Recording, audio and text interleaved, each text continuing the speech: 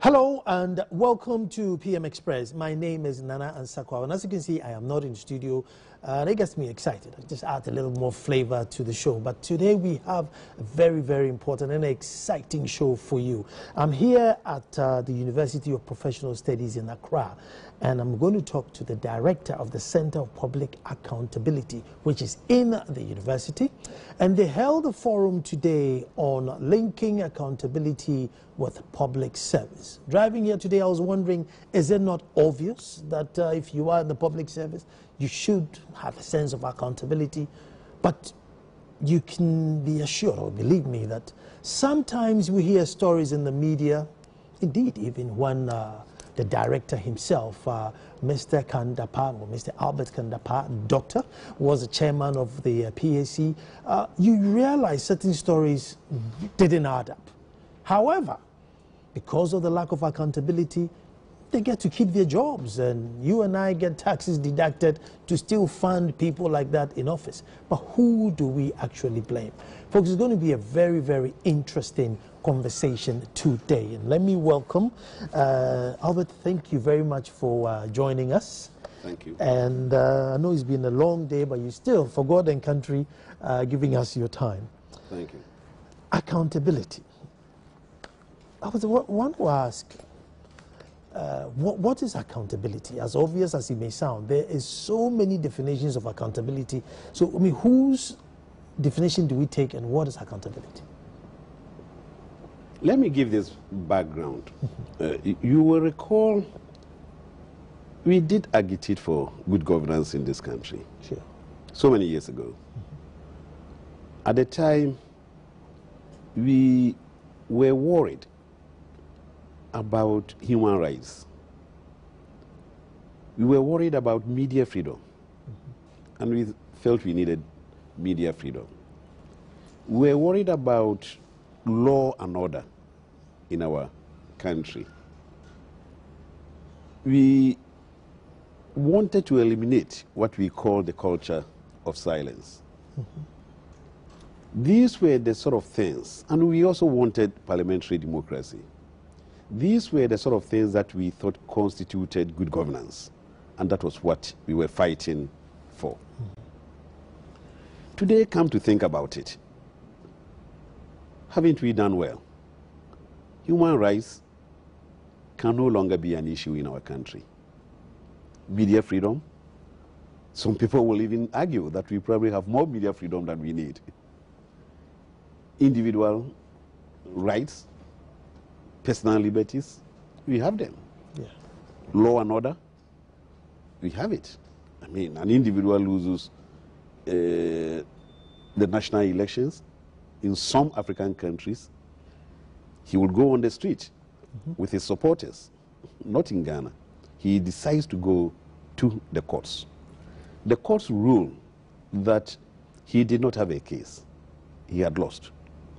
He comes back to say to us, well, I don't believe the court has got it right, but it is the Supreme Court of Ghana, and if that's what they have said, I accept it.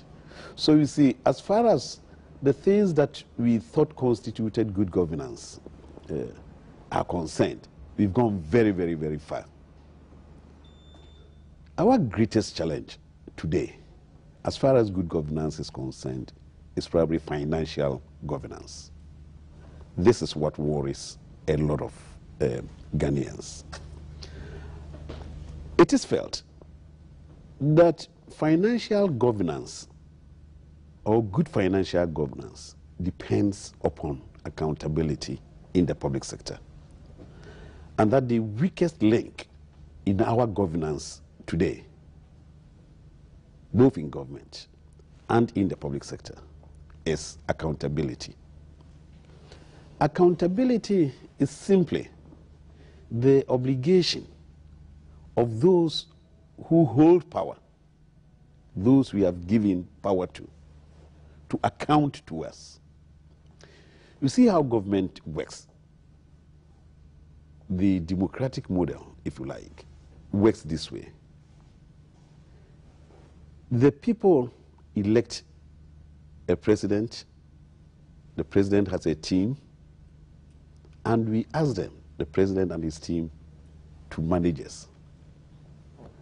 The major duty of government is simply to provide public goods and services.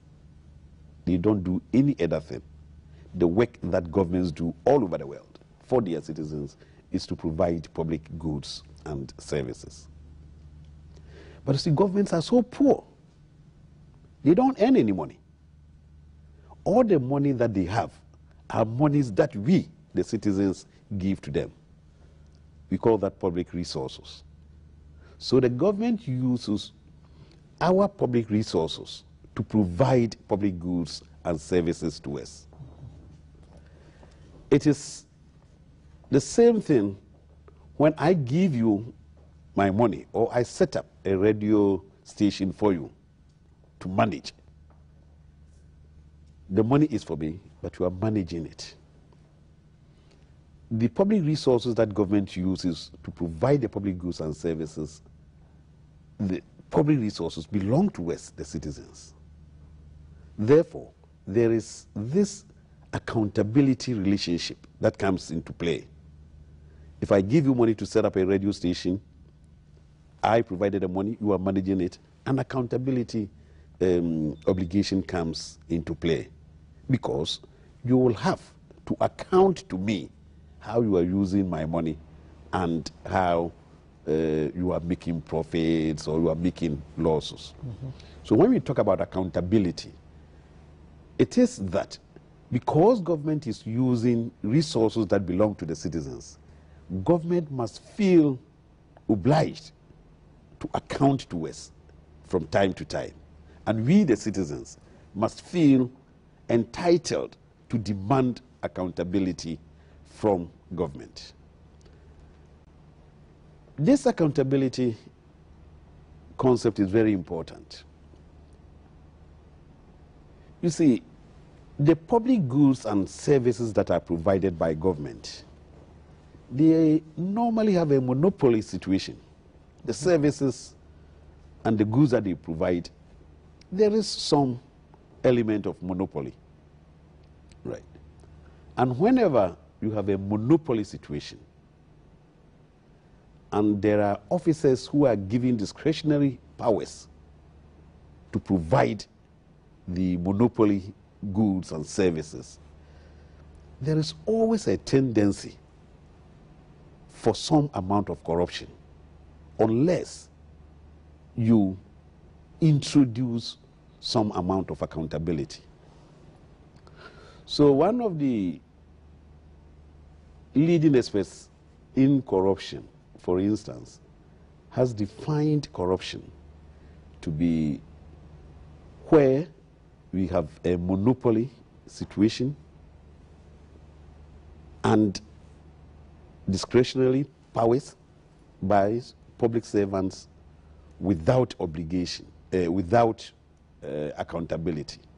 He says that constitutes corruption. Very difficult to grasp it when you first hear about it. But let me challenge you. Come to think about it in the quiet of your bedroom. You will find that there's a lot of sense. After all, if it's not a monopoly situation, I will go elsewhere for that good or for that service, and there's no need for me to pay any bribe. Right? But with the sort of goods and services that are provided by government, most of them create a monopoly situation. ECG. And yes, you cannot say, look, take your electricity, I'm off. Unless, of course, these days you want to, say, go solar or something like that. But basically, the public goods and services that government exists to provide, they do so under a monopoly situation. They have the monopoly, a lot of discretionary powers on the part of public servants. Therefore, there is the need for accountability to keep them in check. This was the maiden forum or maiden summer school that you started. So who were your target audience? Who were you? The Center for Public Accountability was set up in this university so that we can provide academic leadership in our search for accountability in our country. We wanted some of our experienced researchers, lecturers, graduate students to explore deeply into this concept of accountability. What are the accountability institutions in Ghana that are to check corruption in the country? Do they work? Do they not work? If they work, can we make them better? If they're not working, how can we get them to work? What are the accountability mechanisms that we have to ensure the absence of corruption in our country? Do they work? Do they not work? Can we come up with better mechanisms? This is what the Center for Public Accountability is trying to do. And we operate as a non-partisan think tank, providing some academic leadership in our search for accountability in our country. But we also want to assist public servants to have a better understanding, better appreciation of this concept of accountability so that they can use it for their work. At this summer school, we have participants from various state-owned enterprises. All of them hold very, very senior positions in the public sector, and some from the civil service. There are a lot of responsibilities that are placed on such public servants by the financial laws of the country and by the public financial management system of the country. Most times, some of these public servants are not even aware. You see, you could be a very, very good managing director, but your background may be engineering. It could be anything. You will be very, very good at what you do, probably not knowing that huge responsibilities are placed on you as the head of department, as the head of the institution, by the financial laws of the country. So we're discussing the concept of accountability as a whole. We are discussing what the public financial management system in Ghana says. We are discussing what the financial laws of Ghana demand from public servants. And by the financial laws, I mean the Financial Administration Act, the Financial Administration Regulations, the Audit Service Act, the Internal Audit Agency Act, the Public Procurement Act. What are the obligations placed on public servants by these laws? It is important for them to know. And a summer school like this also provides us with an opportunity for them to network, to share experiences together, and to come by common solutions that we can apply to some of the challenges that they face in their individual workplaces. Because of how we are set up as a nation, and you find out that all these institutions have got political figureheads, and political figureheads sometimes lean towards their political party rather than the national interest. And so you may have two different or conflicting ideas where the civil servant is thinking, you know, ABC is the line, but the politician is thinking, no, 1, 2, 3 is the line. So if there's money that's going to be allocated, then it has to be allocated towards something where would make my political party look good rather than the institution look good. You know, how does one who's going to do the accountability, you know, override this? And I'm going to take this question right after the break, so stay tuned.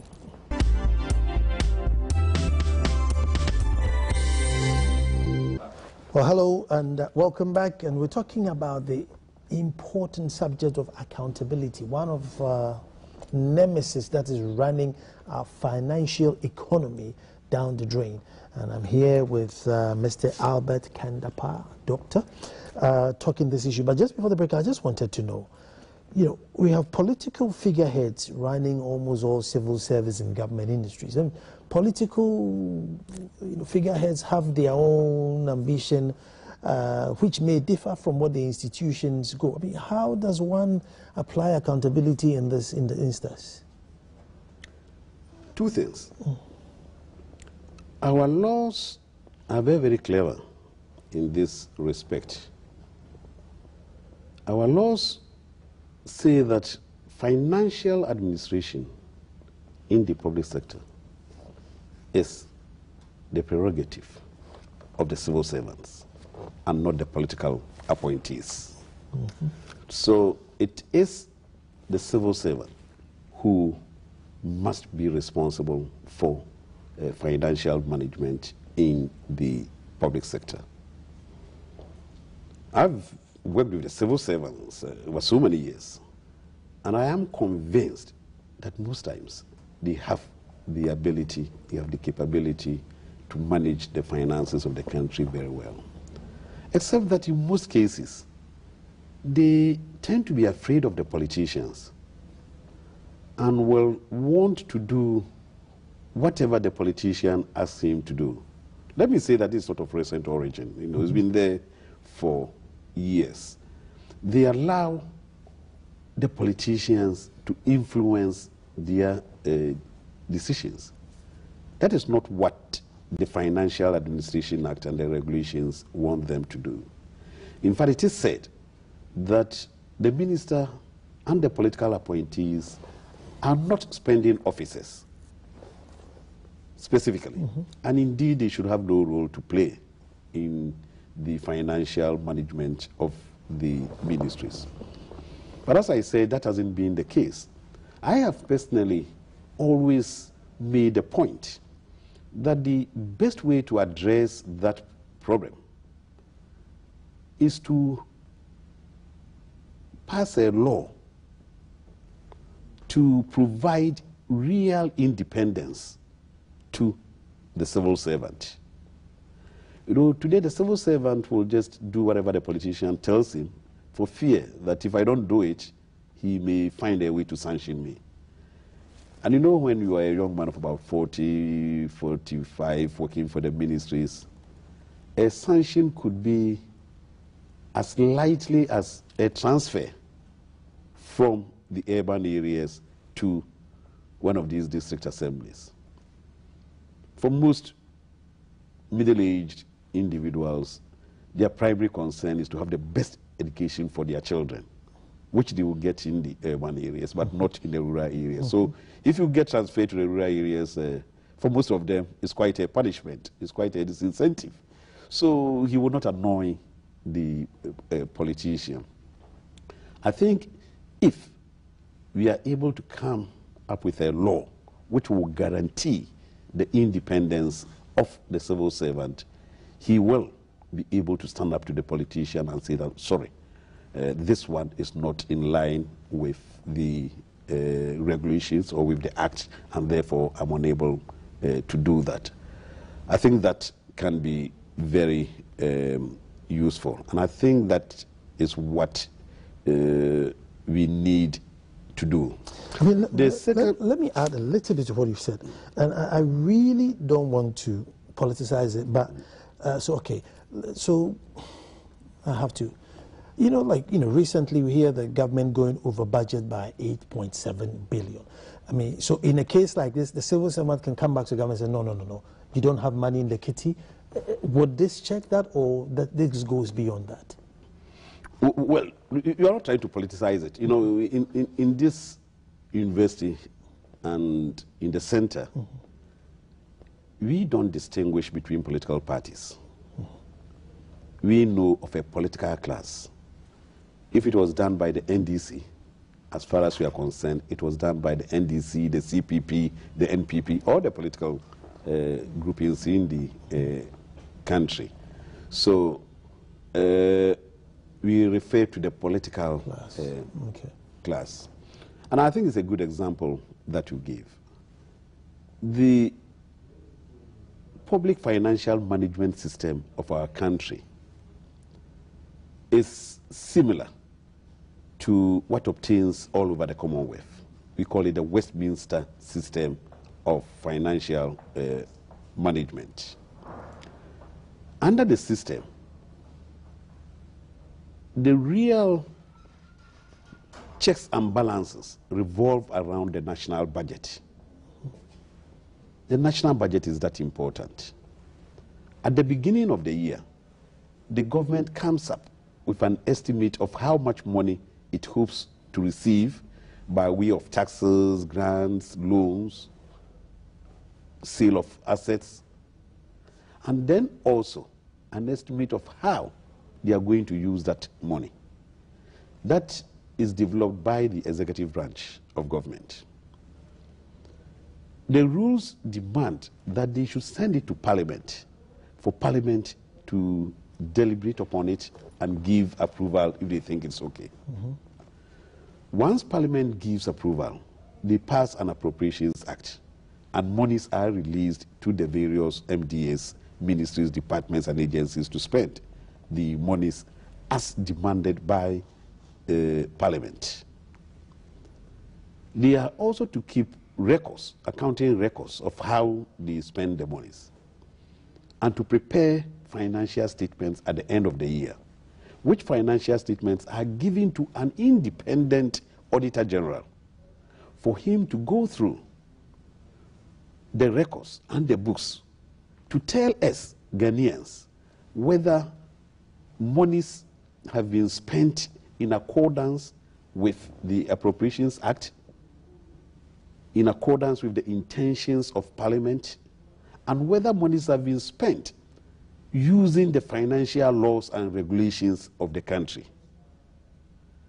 They will then come and report to Parliament. That is where the report comes to the Public Accounts Committee, and then we take the necessary actions.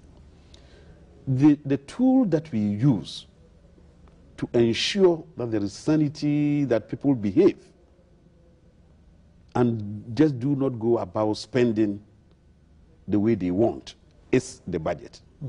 And it is important that once the budget is put in place, it is respected by the ministries, departments, agencies, and also by government. It is totally unacceptable for government to spend money that is not provided for in the budget. We call it the off-budget items. If you want to spend on something that is not in the budget, you can come back to Parliament for approval. But if you have not done so, you are not supposed to spend outside of the budget. But in Ghana, and for many years, you find that governments undertake projects that have not been provided for in the budget. That governments don't pay for projects that have been provided for in the budget, making the budget totally irrelevant. And the civil servants know that how much money you get from government during the year, how much money you get from the Accountant General, does not necessarily depend upon what allocation has been given to you in the budget. It depends upon your ability to convince the politicians to give you money. So that discipline that is required to manage our public finances is destroyed. The budget is that powerful. We use it as a tool, a mechanism to provide discipline. So we say that during the year, this is how much money we're going to get. This is how we're going to spend it. If you want to spend and it is not there, you must get approval from Parliament. If you don't do that, you have disturbed the whole arrangement of financial management in this country. That is our greatest challenge. And over the years, this is one of the things that we should try to manage. Again, it's all related to this question of accountability. Why will government not spend outside of the budget when you don't demand accountability from him? The last time that a particular government spent outside of the budget, did you make any noise? I don't mean going on the streets or anything like that.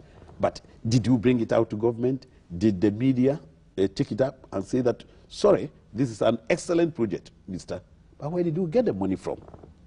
It's not been approved. When did civil society organize themselves to say that, no, this will not be allowed?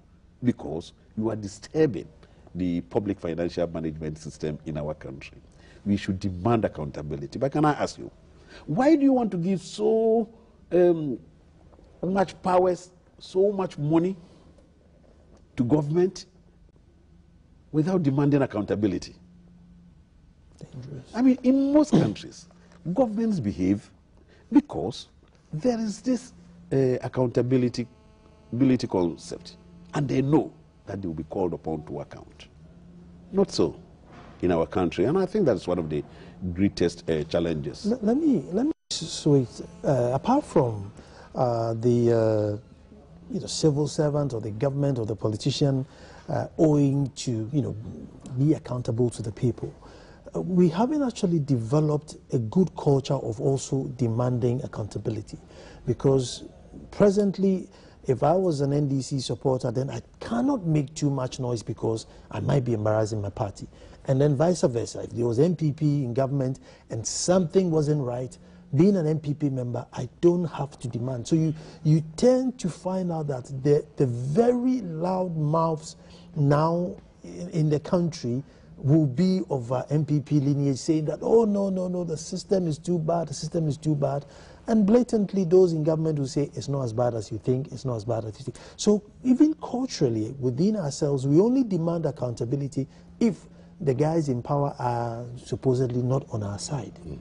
And once we do that, how then would, like you keep asking, how would me, the officer handling the money, want to account to you? Because I know all the people at the money accountability, are opposition anyway.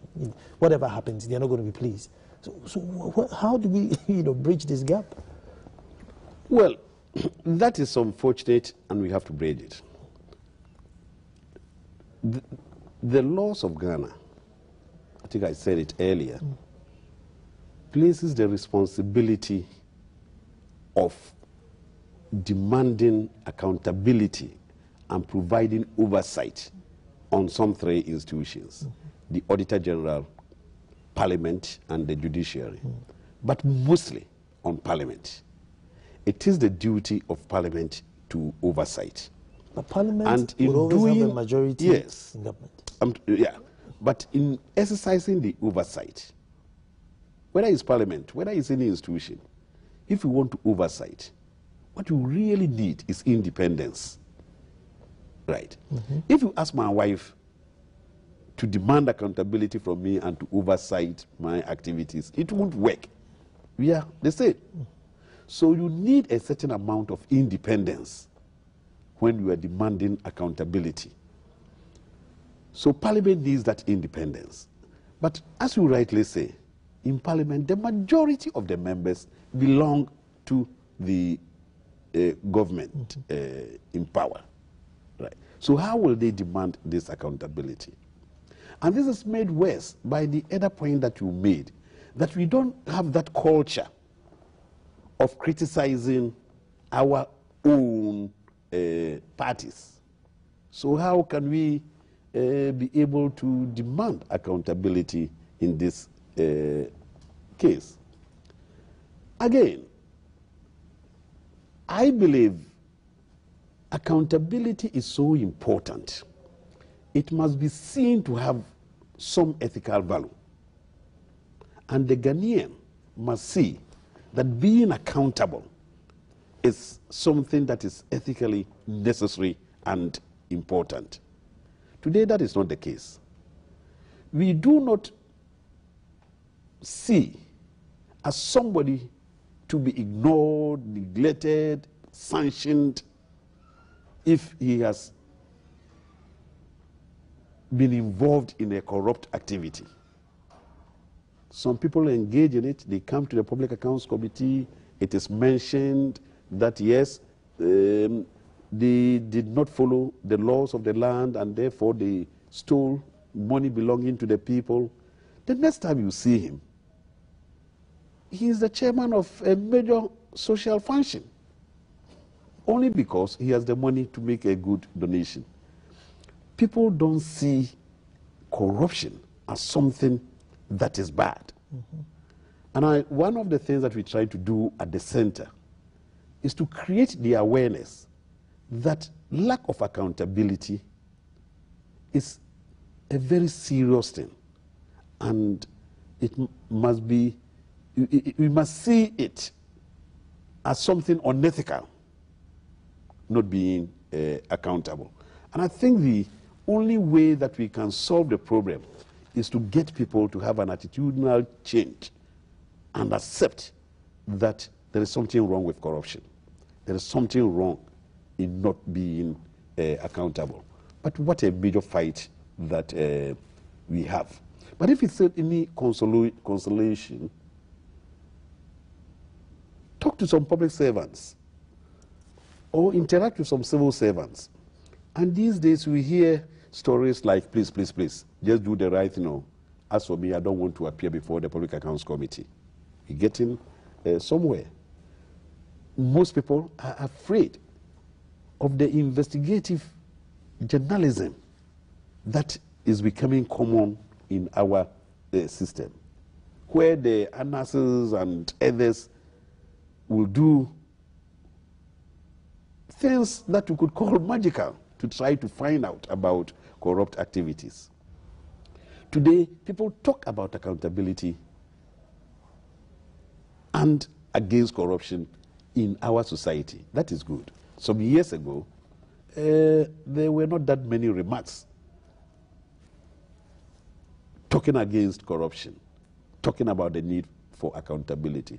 So I think we are getting somewhere.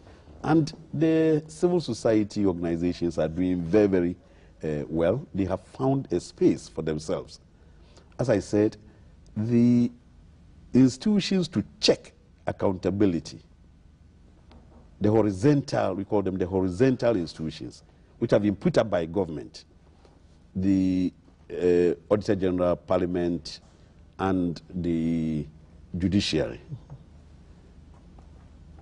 There was no room for citizens and for civil society and for the media.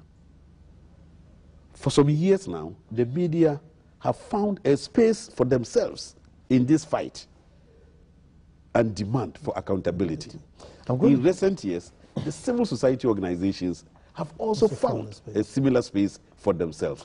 I think we are winning to some extent. I'll take a break here. And when we come back, I realize that today's audience were all, the managers of big institutions.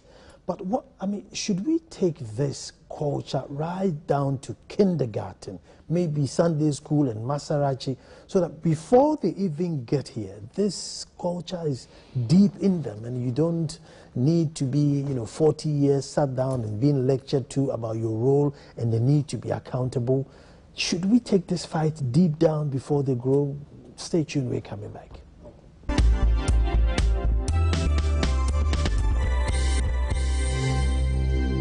Well, hello and welcome back. With me here is Mr. Kan Dapa, doctor, talking about the need to bring accountability within government, especially within the financial sector. Before the break, I just wanted to find out, while we are trying to inculcate into our adults the need to demand and the need to provide, the children can. Is there any way, this would have been a useful subject if the language is broken down and sent right down, to our children so that they grow up with it. Would it be a feasible thing? It's not a question of whether it's feasible. It's something that we have to do. As I said earlier, we must inculcate in our people this sense that accountability is necessary and that at all times we must be accountable.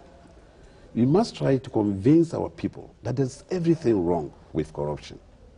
We must try to convince ourselves that once somebody has been involved in a corrupt activity, he must be sanctioned. In this country, we are not very, very rich. But the little that we have, it can take very good care of all of us, comfortably, if only there will be no corrupt practices. So it's in everybody's interest that we have a country where we are able to do away with corruption. And we can only do this when we sanction people who have been found to be corrupt. We can only do this when we can get every Ghanaian to accept that there is everything wrong with corruption and that we should all come together to fight it. I like sanction because I mean, there were lots of people that appeared before your commission, you know, coming to render accounting, and some of them, you know, really, even from the elementary thinking, without even bringing any lawyer, you just knew this was not right. But I'm sure they are all still holding their positions. I mean, what is it that makes us not punish or makes us not say, look, just leave your work and go home because you've done enough damage? I mean, whose role is it? I mean, it shouldn't even be a question of go home. Most times, the crimes that they've committed are so grievous. You should simply ask them to go and, you know, relax at one of our prisons. But nothing happens to them. You see, if A goes away scot-free after having committed such a crime, why should B not do the same thing? When his crime was not even as big as A. Yes. So we should learn to sanction. We should learn to punish. Yes, you are right. Most of the recommendations from the Public Accounts Committee have not been implemented because they have not gone through the processes. You see, after the sitting, a paper has to be written, a report has to be written. The Public Accounts Committee sits for Parliament. So their report does not come to the public initially. It goes to Parliament for them to adopt it and for Parliament to then issue the necessary instructions. Most times, the time lag between the completion of the work of the Public Accounts Committee and the adoption of the report by Parliament, it takes such a long time. There are some reports that I handled as the chairman which have not yet been tabled for the ratification by members of Parliament. There are some reports that I handled which can now only go because the Parliament in which I served has changed. Some of the reports that I wrote will now have to be reconsidered by the Public Accounts. No, not the name of the Speaker. The new Public Accounts Committee have got to re-examine it because membership of the Public Accounts Committee is changed. Okay. So the new committee will have to go through to see whether they want to adopt it or not. Meanwhile, there are more than 50 reports coming from the Auditor General in a year. So the challenge that the committee has in doing all the work that it has to do is enormous. And what is the purpose of an audit report which is discussed after 3, 4, 5 years, when most of the people involved would either have died or probably been transferred or they would have resigned or gone on retirement? It is important that we take immediate action on the audit reports as soon as they come from the Auditor General's department. So there are some changes that need to be made to ensure that we can respond to the reports that come from the Auditor General and in a timely manner. Well, being a chief, I always like to go a little bit traditional and try and see some traditional sense in it. Now, once upon a time, we were people who really were scared of shame. I mean, there were families who literally went to deities, and if you ask them, you know, what would you want? Never let shame come to my family. But it seems we have become a shameless society.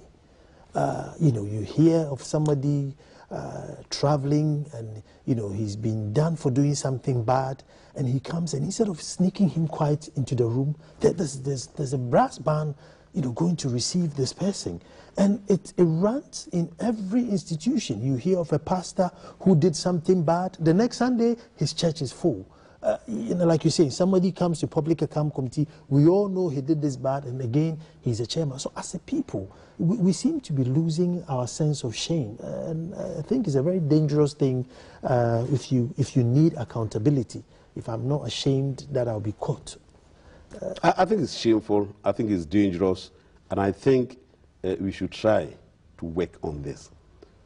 You are right. People are not ashamed to do certain things again.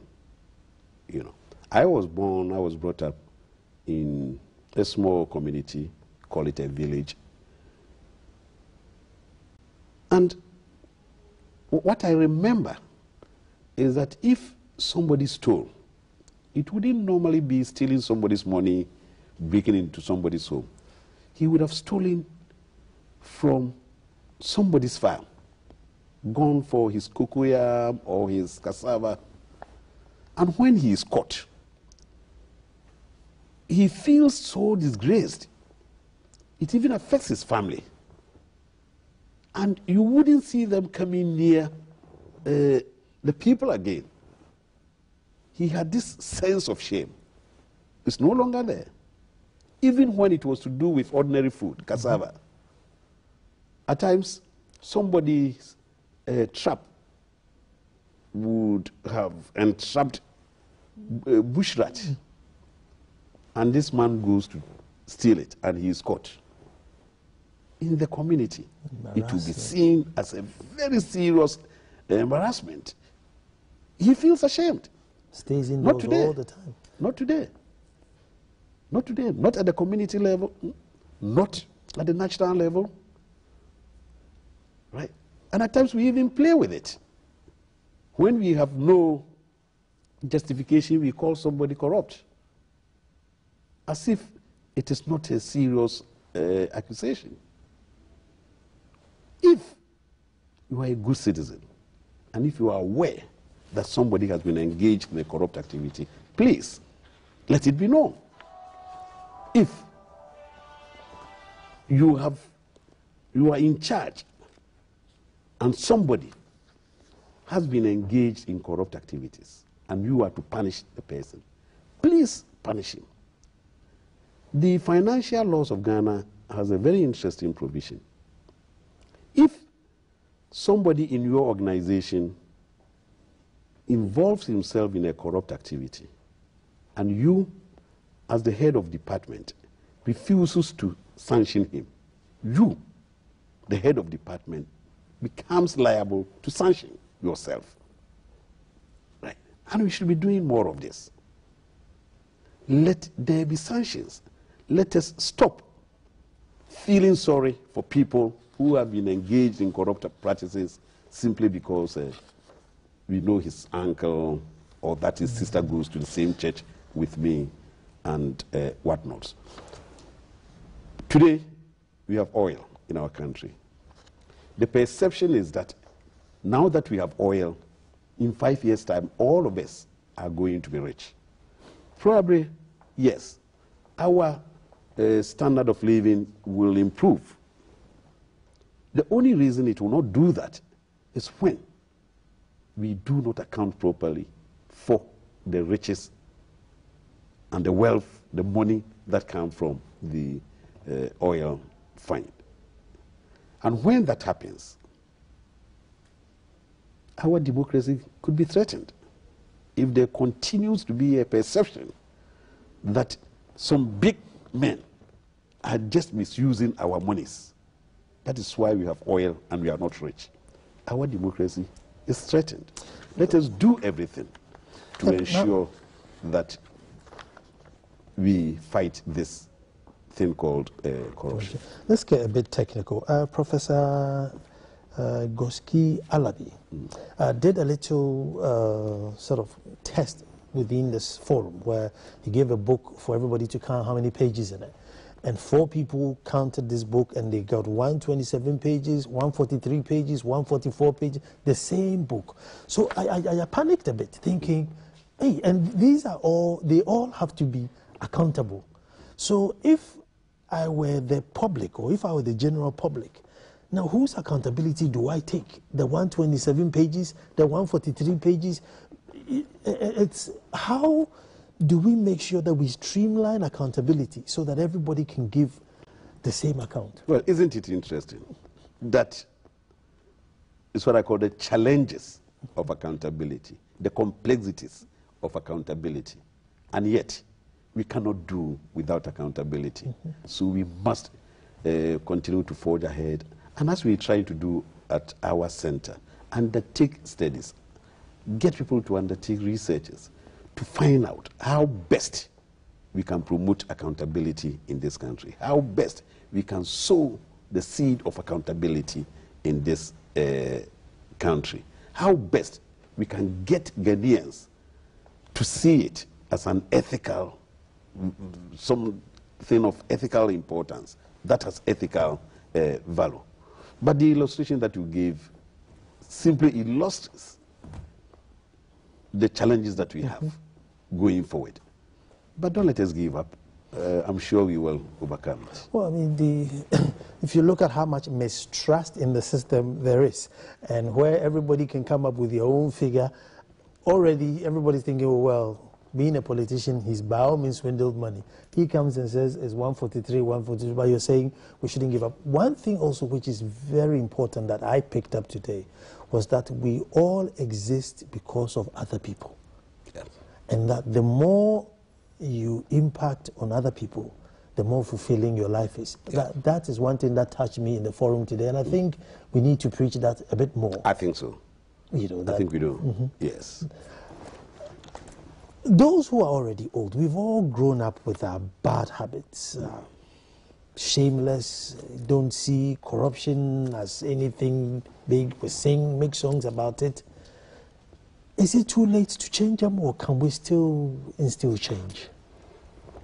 There is always the tendency for people to misbehave when it comes to corruption. The best way of dealing with it is to make it impossible for them to do it. I don't think they are any less corrupt in Europe. No. But it doesn't happen. Not as often as it does here. The Auditor General in Europe, say in UK, will spend 90% of his time on value for money audits, not on pounds and pennies audit, what we call what we call the financial audit, because financial embezzlement, misappropriations, they are rare. They have the systems and the institutions that work. What we need to do in this country is to make sure that we have the systems and the institutions that work. That will prevent people from doing it. But if there are no systems, if there are no institutions, what is there to motivate the person that don't do it? Let me probably end with this story that somebody told me. He said, can you realize that if you go to UK or to the United States, go into an office which is empty, nobody is there, you find some $5,000 on the table, do you realize the temptation to steal it will not be there? And yet when you come to Africa, Ghana, Nigeria, wherever, similar circumstances, $5,000 on the table, the temptation will be very high, and you may take it. So I said, why? But why wouldn't you take it in Europe? He said, because there, instinctively, you will say to yourself, these people, they think they are clever. There must be some CCTV watching. I would never take it. You know there are systems, there are institutions that is protecting the money. But in Ghana, in the offices of Joy FM, there is no CCTV. Nothing. If one steals it, he's stolen it. And it's between him and his God. I know the what you mean, important but thing, we do have CCTV. the important thing, really, Yes. is to have the systems in place, Please. to have the institutions in place, which will discourage people, even the most hardened criminal, from undertaking that. Thank you very, Attitude, very yes. much. And I hope you invite us next time you have a forum, because We will. we will come. And like I said, what I learned, that each and every one of us, whether you're a company, whether you're a priest, whoever you are, you exist because of others.